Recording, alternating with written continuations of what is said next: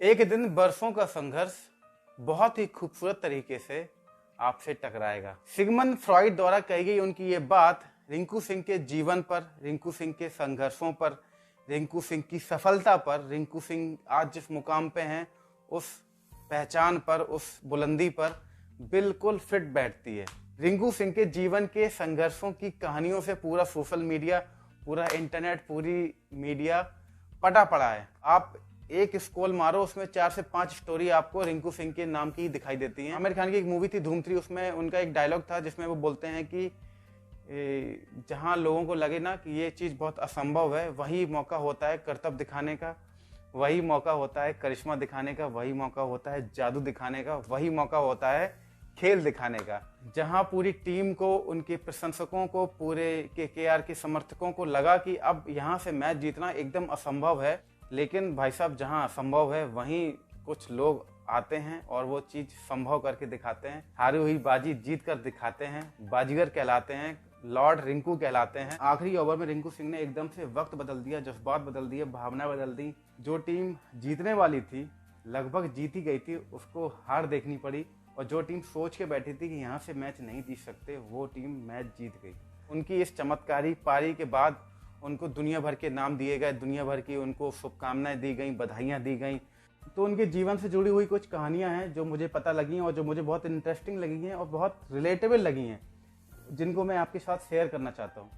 जैसा कि आप जानते हैं कि रिंकू सिंह एक बहुत ही निम्न मध्यम वर्गीय परिवार से आते हैं। उनके पिताजी सिलेंडर घर घर तक पहुंचाने का काम करते हैं। रिंकू सिंह कुल 5 भाई हैं। इनका गैस एजेंसी से सटा हुआ एक 2 कमरों का मकान है जिसमें ये पूरी फैमिली रहती थी। बेहद निम्न मध्यम वर्गीय परिवार के जो प्रॉब्लम होती हैं, जो आमतौर पर हम लोग देखते हैं, सुनते हैं, समझते हैं और जिनको आए दिन लोग फेस करते हैं, वो सारी चीज़ें रिंकू सिंह ने अपने जीवन में भी फेस करी हैं। रिंकू सिंह ने अपने कई पुराने इंटरव्यूज में बताया हुआ है कि वो पढ़ने लिखने में ज़्यादा अच्छे नहीं थे, तो 9वीं में जब वो फेल हुए तो उसके बाद उन्होंने पढ़ाई ही बंद कर दी। तो पढ़ाई छोड़ने के बाद वो घर के खर्चे बटाने के लिए कई बार पिताजी के साथ काम करते थे और इसी दौरान उनको एक कोचिंग सेंटर में झाड़ू पोछा का काम करने के लिए बुलाया गया। हालांकि उन्होंने काम वो देखा, किया और फिर बाद में आके अपनी माँ से बोला कि मुझसे ये काम नहीं होगा, अब आप मुझे थोड़ा सा वक्त दे दीजिए क्रिकेट के लिए। उसके बाद उन्होंने अपनी पूरा ध्यान, पूरा फोकस सिर्फ क्रिकेट पे लगाया और आज क्रिकेट ने उनको उनकी उस मेहनत के लिए, उनके उस संघर्ष के लिए उनको इस अवार्ड से, इस शोहरत से, इस मुकाम से नवाजा है, अवार्ड दिया है, जो कहें वो कम है। अपने और पिताजी के बीच का एक किस्सा शेयर करते हुए रिंकू सिंह ने एक इंटरव्यू में बताया था, अक्सर पिताजी उनको क्रिकेट खेलने के रोकते थे और पढ़ाई करने के लिए बोलते थे। कई बार उनके डर की वजह से हम लोग पढ़ाई भी करते थे। तो जैसा कि हर मध्यम वर्गीय परिवार का पिता चाहता है कि उसके बच्चे से पढ़ाई करें, सिर्फ पढ़ाई में ही फ्यूचर बनाएं, पढ़ के ही कुछ ऐसा बने, कुछ करें, कुछ कमाएं और अपना जीवन जिएं और बहुत अच्छे से जिएं। दरअसल निम्न मध्यम वर्गीय परिवार और मध्यम वर्गीय परिवार के जो पिता होते हैं, वो नहीं चाहते कि उन्होंने जीवन में जितने संघर्ष किए हैं, जिन अभाव में ज़िंदगी जी है, तो वो नहीं चाहते कि उनके बच्चे इसी अभाव में और इसी मुसीबतों के बीच अपना जीवन जिए। इसलिए वो चाहते हैं कि उनके बच्चे पढ़ाई लिखाई करें और कुछ बन जाएं। तो रिंकू के पिताजी भी चाहते थे कि उनके लड़का पढ़ाई लिखाई करे और होशियार हो, ठीक ठाक नौकरी कर ले और बस अच्छी से ज़िंदगी जिए।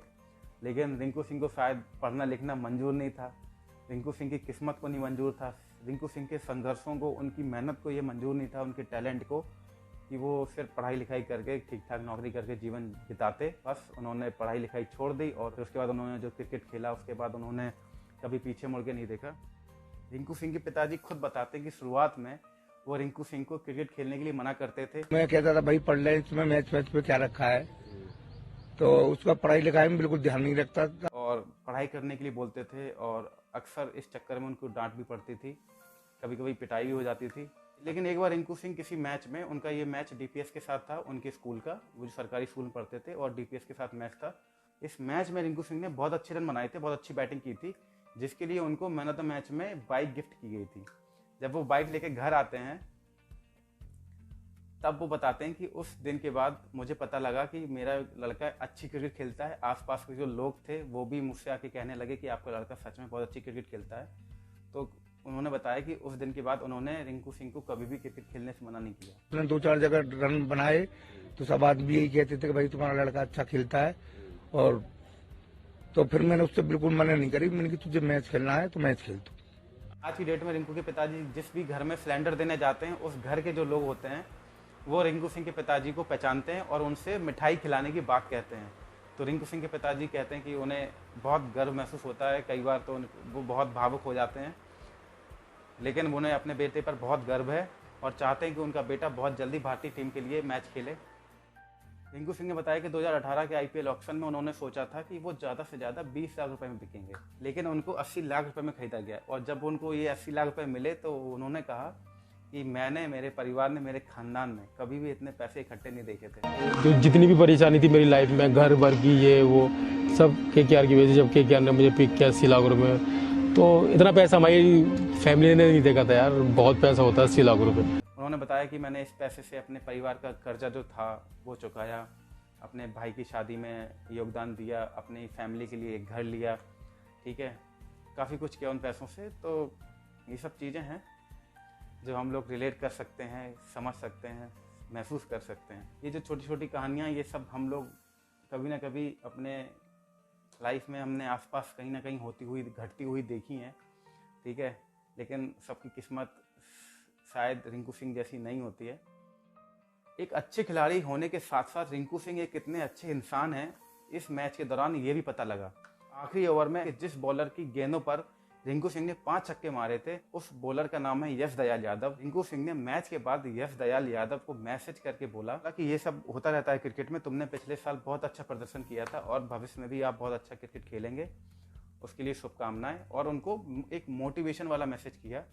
इससे ये समझ में आता है कि वो एक इंसान के तौर पर कितने अच्छे इंसान हैं। अपनी खुशी के साथ साथ वो सामने वाले का दुख भी नहीं भूले कि सामने वाला किस दौर से गुजर रहा होगा। अक्सर जब किसी बॉलर के ओवर में 5 छक्के 6 छक्के लग जाते हैं तो वो कहा जाता है कि डिप्रेशन में चले जाते हैं। एक खिलाड़ी के तौर पर उन्होंने जो अपने सह खिलाड़ी को, जो विपक्षी टीम का खिलाड़ी, उनको जो मोटिवेट किया है, उनके इस काम ने हमारा दिल जीत लिया है। मतलब उनके खेल ने तो जीता ही जीता, लेकिन उन्होंने जो मैच के बाद अपने विपक्षी टीम के बॉलर के साथ जो इंसानियत दिखाई, जो खेल भावना दिखाई है, उसने हमारा एक बार फिर से दिल जीत लिया है। तो रिंकू सिंह को उनकी उस चमत्कारी पारी के लिए बहुत बहुत बधाई और उनके भविष्य के लिए बहुत बहुत शुभकामनाएं हमारी तरफ से।